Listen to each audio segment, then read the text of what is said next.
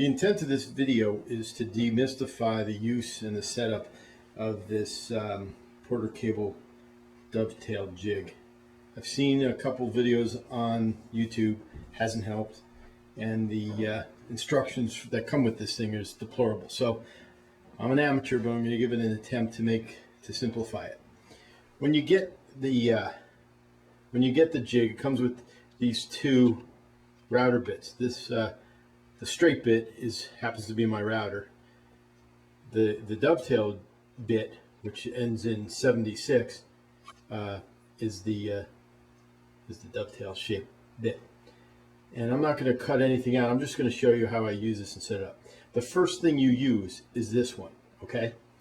And what you do is you put this, you use the proper template that goes with it. I watched the movie Memento too much.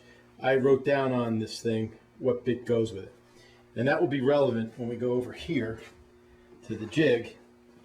And this has to be the right diameter. I'm trying to film this. This is the right diameter. If you look and see that the one that goes with the straight bit is too loose, so it doesn't go with this one. So I keep this over with the straight bit that's in the router, and these two go together. And this will plop into your router. I'll show you a little later. So what's important is that you set up the tails first. Now there's no real trick to cutting the tails. The tails are pretty straightforward. You cut the tails on a straight, it just goes straight into the jig. What's important is that you line up the wood properly. It's not lined up perfectly because I used it for something else, but the edge of the wood should be lined up pretty closely to this back edge here, okay? And what you also have to notice is on this jig, there's two depth setups. These are for half blind. Ignore this. I made the mistake of using this. You've got to use the deep one that's associated and attached to the jig. So when you're going full dovetails, use this one. Okay, you're going to use this for both router bits. Okay, so the first one you do is the one that's rounded. Okay, and that goes along with the dovetail shaped bit, and you go all the way in. And I have these chunks of wood here as just backup to prevent chip out.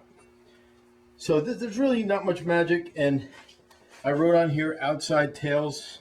Can you see that?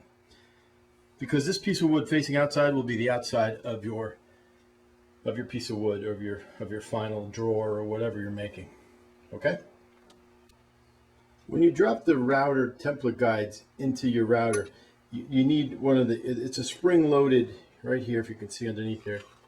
It's a spring-loaded release here, and that's the guide gets dropped into here, and then when it's spring-loaded, I'm trying to do both here. It should drop in there. So that's locked into place, right there. That's locked into place. That's the right depth. This thing turns. It's meant to turn freely, and then I'll set the depth of this going over to the template. I'll reset the depth so that router bit sticks out further. Now I turn this template around to cut the tails. Now the tails are more critical to make your piece fit together. And again, you go to the depth meter, it's the same one. And incidentally, the backup boards, it's very important that you use the backup boards are the same thickness as the boards you're cutting, because that will all correlate together. Now on this one, you can see I set up the boards a little better.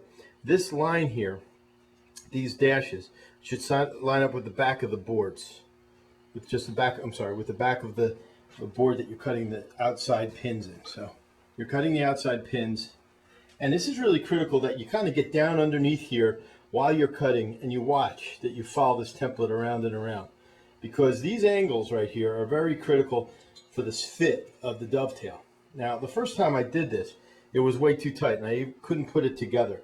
So what I did was I had to move these back, and I wrote here loosen. To make it looser, you move it back. Again, I write on the templates to help me understand and remind myself of how to do this. So I move these back a little more, and then I recut it. And it was only shaving off a couple of these pins, and what it did was, by moving it back, you take off you could see how these things get smaller, or the spacers get smaller, and therefore the wood are getting shaved down further as well. Okay, so once you cut the tails and the pins, this is the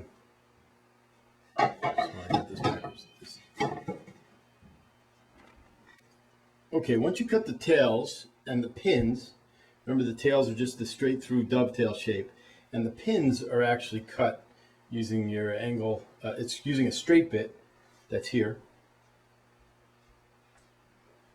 and using the angle of the template. And once this thing goes together, I can't do both. Okay, once these go together, you just tap it together.